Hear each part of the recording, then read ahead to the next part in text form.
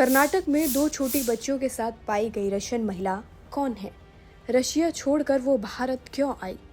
ऐसी क्या मजबूरी थी कि उसने भारत आकर गुफा में रहने का फैसला लिया और क्यों उसने यहाँ के धार्मिक संस्कृति को अपनाने का तय किया? और पुलिस ने उसको पकड़ा कैसे? ऐसे कई तमाम सवाल इस वक्त हर किसी के मन में है कि इस महिला का आखिर भारत आने का मकसद था क्या? चलिए जानते हैं इन सभी सवालों के जवाब इस वीडियो में।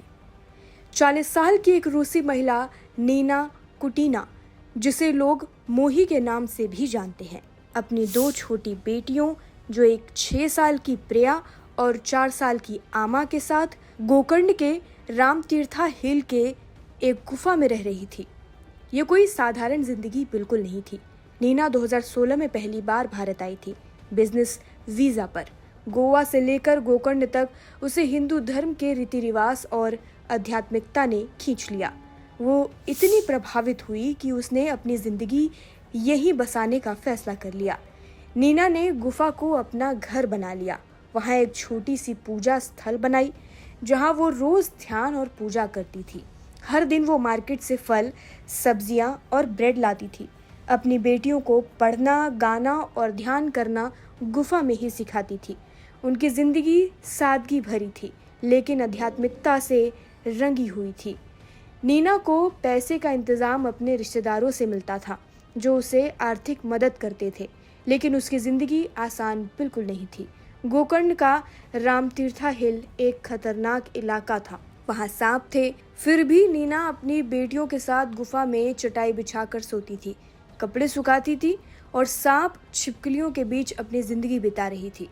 पिछले 1-2 हफ्ते से नीना और उसकी बेटियां बिल्कुल अलग थलग थी, लेकिन 9 जुलाई 2025 को Gokarna police inspector Sridhar SR की अगुवाई में रूटीन गश्त के दौरान गुफा के बाहर कपड़े देखकर पुलिस वहां पर पहुंची। ये इलाका हाल ही में जुलाई 2024 के भूस्खलन की वजह से और भी खतरनाक हो गया था। पुलिस ने बड़ी सावधानी और नरमी से नीना और उसकी बेटियों को गुफा से बाहर निकाला। पुलिस ने उन्हें बांकी कोडला के एक स्थानीय आश्रम स्वामी योगरत्न सरस्वती में शिफ्ट किया। नीना ने पहले दावा किया कि उसका पासपोर्ट और वीज़ा खो गया है, लेकिन बाद में जंगल में ये दस्तावेज मिल गए। जांच में पता चला कि उसका बिजनेस वीज़ा 17 अप्रैल 2017 को खत्म हो गया था।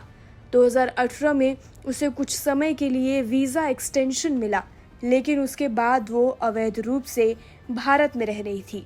अब नीना और उसकी दोनों बेटियां करवार के विमेन रिसेप्शन सेंटर में सुरक्षित हैं, जो महिला एवं बाल विकास विभाग के अधीन है।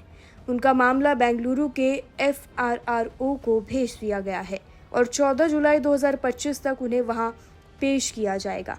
रूसी दूतावास और स्थानीय NGO के साथ मिलकर उनकी वापसी की प्रक्रिया शुरू हो रही है। प्रशासन इसकी पूरी तैयारी में है कि जल्द से जल्द उन्हें अपने देश फिर वापस भेज दिया जाए।